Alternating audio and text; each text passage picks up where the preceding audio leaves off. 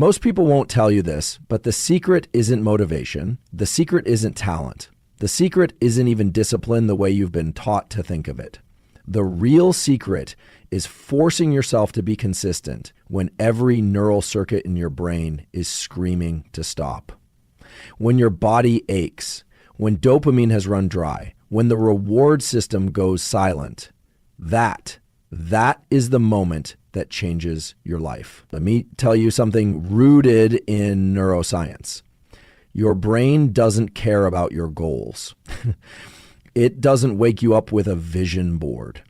What it cares about, what it wires itself around, is what you do repeatedly. Patterns, repetition, behavior. The nervous system is shaped by action, not intention, not emotion, action. You want to know how elite performers get ahead? They build a relationship with boredom, with fatigue, with discomfort. They don't run from the hard days, they anticipate them because they understand the brain's plasticity window. The idea that what you do when it's hardest is what gets carved deepest into your neural architecture. So what does that mean? It means you need to force yourself to be consistent. Not once, not twice, but every single time you said you would. Why? Because your brain is watching. Your nervous system is adapting. Every time you choose to stay the course, to show up, to do the reps, whether it's physical, mental, emotional, you are training your future self. And here's what most people miss. Forcing yourself doesn't make you rigid. It makes you resilient. It doesn't limit your freedom. It builds it. Because the person who can do the hard thing when it doesn't feel good, when no one is clapping, when everything in their biology says stop, that person is untouchable. That person becomes unbreakable. Your goals don't care how you feel. Neurochemistry doesn't care about your excuses. You either show up or you don't. And when you do it over and over and over, without permission from your emotions, you begin to change. Neurobiologically, psychologically, physically, you become the kind of person who finishes what they start. So stop waiting for perfect conditions. Stop hoping it will get easier. Force it again and again and again. Because consistency under duress, that is where transformation lives. And your brain is listening every single time. Most people are still chasing motivation like it's a resource they can summon on demand. Like if they just read the right quote, hear the right podcast, or feel the right burst of energy, they'll suddenly become unstoppable. But here's what neuroscience tells us, and it's critical. Motivation is unreliable. It's neuromodulator dependent. It fluctuates based on internal states, sleep, nutrition, social connection, hormonal cycles, and external cues. That means it's volatile. It's not something you can build a high-performing life on. What is reliable? What actually reshapes the neural circuitry of your brain is consistency, specifically forced consistency. That means showing up and doing the thing even when motivation is at zero. Because here's the biology. Every time you act without the chemical incentive, without dopamine pushing you, you're training your prefrontal cortex to take control. That's executive function. That's top-down regulation. That's what separates people who wish from people who execute. And the beauty of it, over time, this act of forcing consistency creates its own feedback loop. You show up even when you don't want to, and eventually your brain starts to anticipate the reward, not from the result, but from the process. You become chemically reinforced by the habit of discipline itself. That's when the nervous system starts to shift. That's when it's no longer about whether you feel like it, it's about who you are. Your brain doesn't change just because you want it to. It changes when you give it evidence, repeatedly. The nervous system is governed by principles of adaptation, and it's incredibly efficient. It doesn't remodel itself based on potential, it rewires itself based on patterns, on what you do again and again. Every single behavior you repeat sends a signal through a neural pathway, and with each repetition, that signal gets stronger, faster, more automatic. This is called long-term potentiation, a fundamental mechanism of neuroplasticity. So if you're inconsistent, even if your intentions are good, your brain doesn't reinforce those circuits. It doesn't encode that identity. But when you show up every day, whether it's 5 minutes or 5 hours, you're literally telling your brain this matters. You're teaching it to allocate resources, to myelinate those circuits, to make that behavior more efficient, more accessible, and eventually more reflexive. And that's the difference between people who try and people who transform. The ones who transform understand this. You're not just building a habit. You're building a neural identity. Consistency is the language the brain understands. It doesn't speak ambition. It doesn't respond to potential. It responds to input, frequency, repetition, action. For the humbum, there's a moment in every process, whether it's training, learning, or building something, when the dopamine drops out, that initial spark, that neurochemical wave that makes everything feel exciting and meaningful, it fades. And this isn't a flaw. It's expected. It's how the brain works. Dopamine is designed to rise in anticipation of reward, not in the maintenance of effort. So when the novelty wears off, when there's no more external validation, no visible progress, and you feel like you're grinding into nothing, that's where most people stop. But that's exactly where the opportunity begins. Because if you can keep going in that dopamine deficit, you're doing something profoundly powerful. You're decoupling your behavior from your need for internal reward. You're building what we call persistent circuits, neural pathways that don't depend on spikes in motivation to function. Instead, they depend on your prefrontal cortex, the part of the brain responsible for goal direction, long-term vision, and deliberate control. When you continue acting without the chemical high, your brain starts to shift the way it assigns value. It learns this behavior happens no matter what. And that's when real endurance is built. It's not about chasing the next dopamine hit. It's about becoming someone who can operate regardless of the emotional landscape. That's what separates short-term intensity from long-term success. You want a breakthrough? Stay consistent after the dopamine is gone. Most people misinterpret boredom and discomfort as signs to pivot or quit. But in neuroscience, those signals are actually markers that you've entered the zone of real neurological adaptation. When you begin to feel bored, it often means the brain is no longer being fed novelty. But that's not a problem. That's a threshold. And if you stay in it, you start to build something most people never develop: friction tolerance. The ability to continue acting even when there's no stimulus, no excitement, no visible payoff. Discomfort operates the same way. When something feels hard, painful, or mentally taxing, it triggers stress responses in the body, elevated cortisol, activation of the sympathetic nervous system. But here's what's remarkable. The human brain can learn to modulate that. You can train your nervous system to interpret stress not as a threat, but as a cue for focus, as a signal that you're working at the edge of your current capacity. And that's exactly where growth lives. The mistake is thinking that boredom and discomfort are things to avoid. In fact, they're signs you're in the right place. Elite performers, top researchers, peak creatives, they don't escape these states. They build frameworks to stay inside them longer. They understand the biology, that enduring and operating within these conditions is what triggers durable neural changes. So when you hit that wall, when things feel repetitive, uninspired, or physically grueling, that's not a sign to stop. That's a neurobiological invitation to stay exactly where you are and push further, because the brain is paying attention, and when it sees you stay in that space, it rewires to support the behavior that kept you there. There's a principle in neuroscience that most people overlook.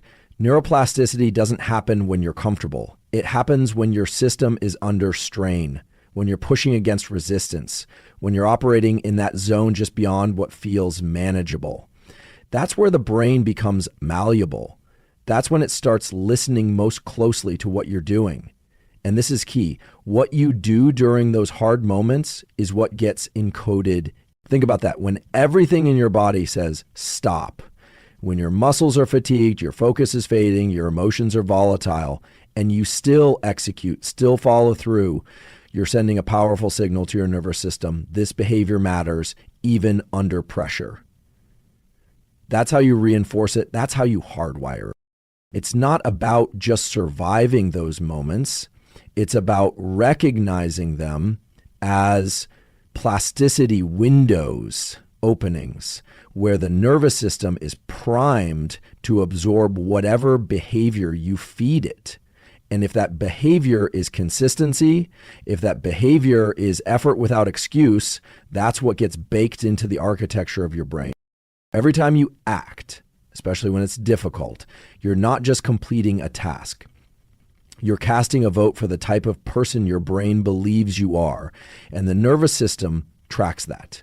Not in abstract terms, but in real structural changes. Synaptic connections strengthen around the behaviors you repeat, not the intentions you set. So if you consistently follow through, even when you're tired, distracted, uninspired, you're literally sculpting the identity of someone who is reliable, someone who finishes, someone who endures. And this isn't philosophical, it's biological. The brain works through feedback. When you take action, even small, and especially in moments of resistance, you reinforce circuits in the prefrontal cortex associated with self-direction and internal control. That becomes your baseline. That becomes the default wiring. Your system begins to expect consistency from you, and it starts automating that behavior. Over time, what was once forced becomes reflexive. But it cuts both ways. If you break promises to yourself, skip the work, delay the practice, make excuses, your brain encodes that pattern too. It learns that discomfort equals escape, that challenge equals retreat. And that becomes the identity, not because you chose it, but because that's what you repeated. So this is about more than willpower. It's about identity construction through behavior, built on the foundation of neuroplasticity. Every time you override resistance and show up anyway, you are hardwiring the belief that you are the type of person who does, not dreams, not plans, does.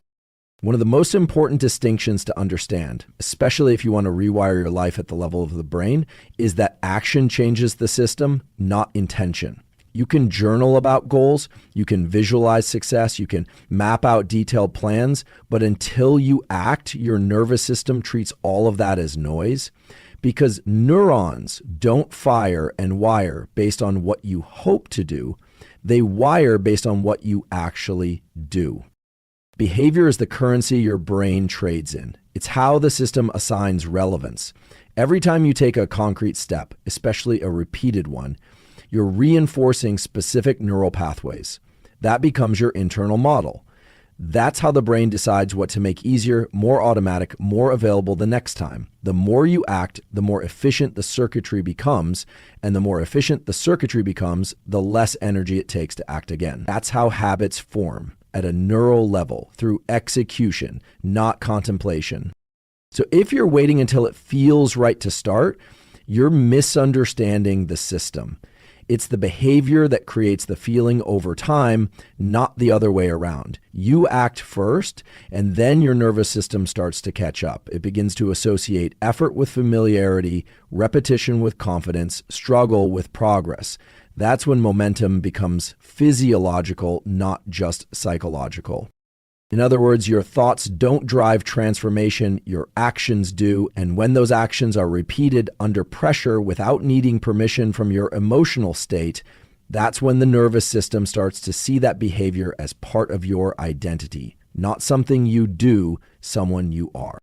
The moment you force yourself to act when it's uncomfortable, inconvenient, or completely against your emotional grain, you begin building something far more valuable than motivation, resilience. And not just mental resilience, but physiological resilience. Your nervous system learns through exposure. It adapts to stress through controlled doses of strain. So when you consistently show up, especially on the days you feel resistance, you're training your system to tolerate more, to recover faster, and to remain stable under pressure. Here's how it works. Every time you override the impulse to quit, you engage top-down control from the prefrontal cortex. That means you're strengthening the very circuits responsible for emotional regulation, decision-making, and sustained focus. Over time, these circuits become more dominant, and as they strengthen, your baseline shifts. What once felt overwhelming becomes manageable. What once triggered avoidance now triggers engagement. And that's where the real shift happens. Because the person who can take action without needing ideal conditions becomes immune to the fluctuations of mood, energy, and environment. It's not just willpower, it's neurological conditioning. You've trained your autonomic system to stay regulated in adversity. You've built stress tolerance at the level of the brainstem and limbic system. You don't just look consistent, you are consistent because your entire physiology has been shaped by repeated exposure to discomfort without retreat. And that's what builds real confidence, not because things get easier, but because you get stronger. The system no longer panics when stress shows up. It gets to work. It executes. And that's the kind of resilience no external factor can touch. Self-discipline isn't something you're born with. It's not a trait that's fixed at birth, nor is it a skill that you simply acquire with age. What self-discipline truly is, at its core, is neural conditioning. And the incredible thing is, it's one of the most malleable aspects of our biology. Through consistent, repeated action, particularly under pressure, we can train our nervous system to prefer doing the hard thing, to find meaning in the struggle, and to tolerate discomfort without flinching. And here's the paradox. While it feels like you're forcing yourself through sheer willpower, what you're really doing is training a part of your brain to automatically choose the right behavior, even without the active decision-making process.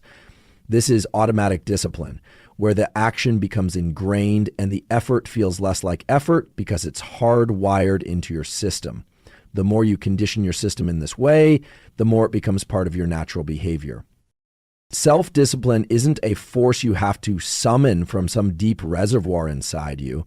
It's a skill that you hone and develop through consistent neural reinforcement, just like learning to play an instrument or training your body for physical endurance.